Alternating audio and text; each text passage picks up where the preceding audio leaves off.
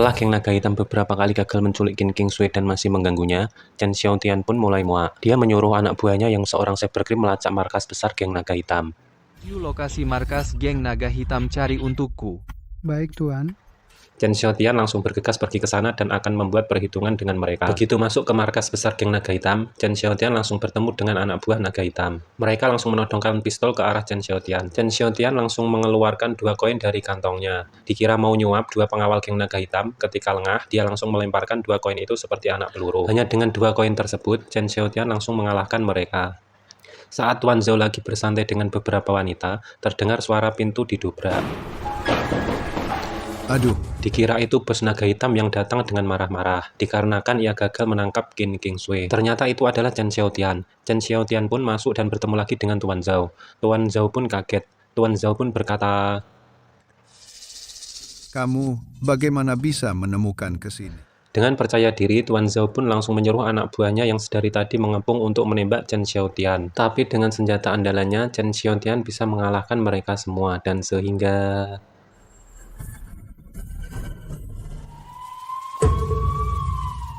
Sekarang giliran Tuan Zhou yang berhadapan dengan Chen Xiaotian. Kontak senjata pun tak terelakkan. Tuan Zhou pun akhirnya mati di tangan Chen Xiaotian. Di kehidupan selanjutnya hati-hati. Setelah Chen Xiaotian membunuh Tuan Zhou, tiba-tiba telepon Tuan Zhou bunyi. Setelah Chen Xiaotian mengangkat telepon tersebut, ternyata Bai Long lah yang menelpon Tuan Zhou karena ingin memastikan pekerjaannya sudah beres apa belum. Kan? Tunggu saja. Aku akan menemukanmu.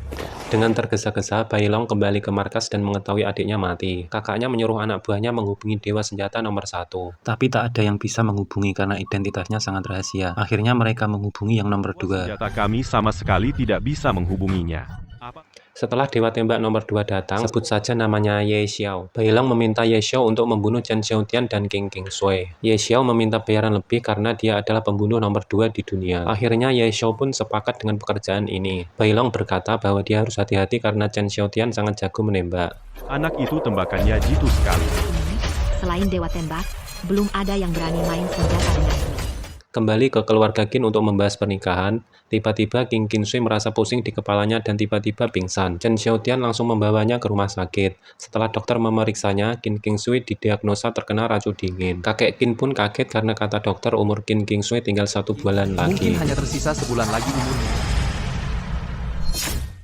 Chen Xiaotian langsung mencari informasi dan hanya ada satu cara yang bisa menyembuhkannya, yaitu ginseng liar 1000 tahun yang hanya ada di rumah lelang Jiangcheng. Akhirnya Chen Xiaotian dan Qin Kingsui ditemani adiknya pergi ke lelang tersebut.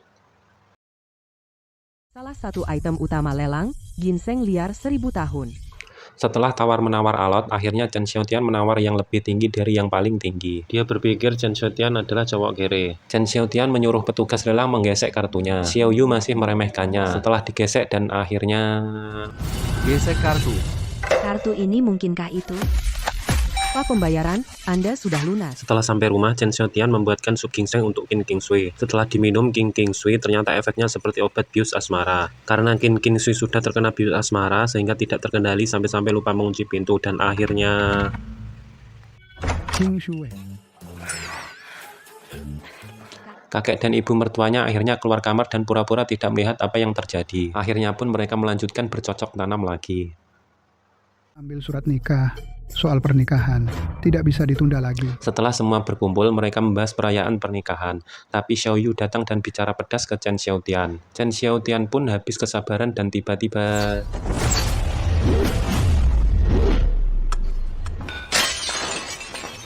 Setelah itu, kakek Qin menyuruh Xiao Yu meminta maaf kepada Chen Xiaotian dan ibunya. Akhirnya mereka memaafkan sikap Xiao Yu. Perayaan pesta pernikahan pun tiba. Mereka bersiap melakukan konvoi pernikahan, tapi di tengah jalan, Hai Longbang menyuruh Ye Xiao untuk menghabisi Chen Xiaotian. Setelah anak buah Bai Long memberitahu bahwa konvoi kendaraan Chen Xiaotian segera sampai, Ye Xiao pun bersiap-siap menghabisi Chen Xiaotian. Tiba-tiba...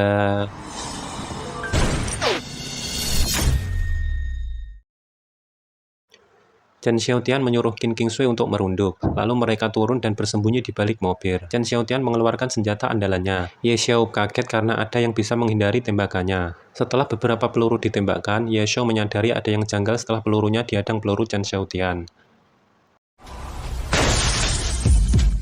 Ye Xiao melihat dari teleskopik senapannya, terlihat bahwa pistol yang dipakai Chen Xiaotian adalah pistol Dewa Tembak. Chen Xiaotian menembak dan mengenai pelipis telinga Ye Xiao. Ini pistol yang dipakai Raja Senapan, kan? Dia adalah Raja Senapan. Akhirnya Ye Xiao menyadari bahwa yang dihadapinya adalah Dewa Tembak. Setelah mengetahui bahwa yang dihadapi adalah Dewa Tembak, Ye Xiao langsung kabur. Akan tetapi Chen Xiaotian langsung mengejar dan melumpuhkannya. Chen Xiaotian bertanya, siapa yang menyuruhmu? Ye Xiao menjawab, yang menyuruhku adalah kepala utama geng naga hitam, Hai Longbang. Chen Xiaotian langsung mengambil handphone Ye Xiao untuk memberinya pesan singkat peringatan. Setelah membereskan Ye Xiao, Chen Xiaotian pun langsung kembali menemui King Qinsui. Mereka pun melanjutkan konvoi. Sudah tidak sabar, ya? Ayo naik. Setelah itu, Ye Xiao bertemu kepala utama geng naga hitam dan memberinya kabar bahwa tugasnya gagal. Ye Xiao langsung memberikan HP-nya agar dia mendengarkan sendiri pesan dari Chen Urusan Xiaotian. kita akan aku hitung satu persatu denganmu sampai tuntas. Kau Setelah mendengar sendiri pesan tersebut, Hai Longbang langsung marah dan membanting HP tersebut. Ye Xiao berkata kenapa ia bisa gagal karena yang ia hadapi adalah Dewa Tembak nomor 1 dalam daftar pembunuh. Terserah kau percaya atau tidak. Bailong tak percaya kalau Chen Xiaotian adalah Dewa Tembak nomor 1 dalam daftar pembunuh dikarenakan Chen Xiaotian hanya lulusan D3. Ye Xiao berkata ke Bailong terserah kau percaya atau tidak. Bailong pun sedikit gemetar mendengar kata-kata Ye Xiao. Akhirnya Hai Longbang berencana sembunyi untuk sementara waktu.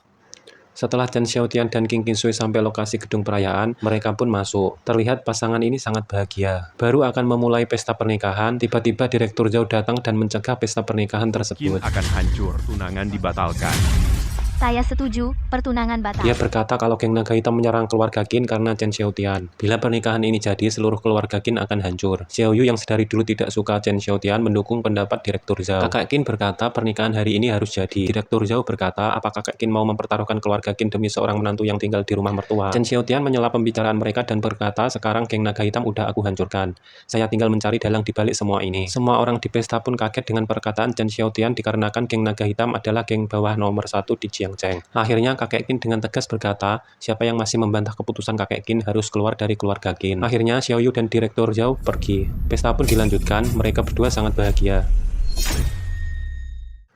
Setelah pesta pernikahan selesai, kakek Qin memberikan sup yang sudah dicampurkan ramuan asmara. Tiba-tiba ibu Chen Xiaotian datang dan berencana menambahkan ramuan asmara ke sup ayam tersebut. Mereka berdua memang kompak karena segera pengen menggendong cucu. King Qinsui pun akhirnya meminum sup ayam tersebut. Sama-sama. Kita sepikiran. Kakek tidak perlu repot-repot. Kakek Qin dan ibu Chen Xiaotian langsung pamit keluar rumah karena ada urusan yang tujuannya searah. Padahal itu alasan mereka berdua agar tidak mengganggu mereka bercocok tanam. Tiba-tiba King Qinsui merasakan kepanasan. Chen Xiaotian pun langsung menggendongnya ke kamar dan akhirnya... Setelah bangun, King Qinsui langsung memarahi Chen Xiaotian. Chen Xiaotian pun kamu berkata, tidak akan begitu inisiatif tadi malam. Minta penjelasan. kakek Qin pun jadi senyum-senyum sendiri. Kamu masih kecil, jangan banyak tanya. Ketika mereka sarapan bersama, tiba-tiba kakek Qin tangannya gemetar dan langsung pingsan. Apakah selanjutnya yang terjadi pada kakek Qin? Lanjut part 4 ya guys.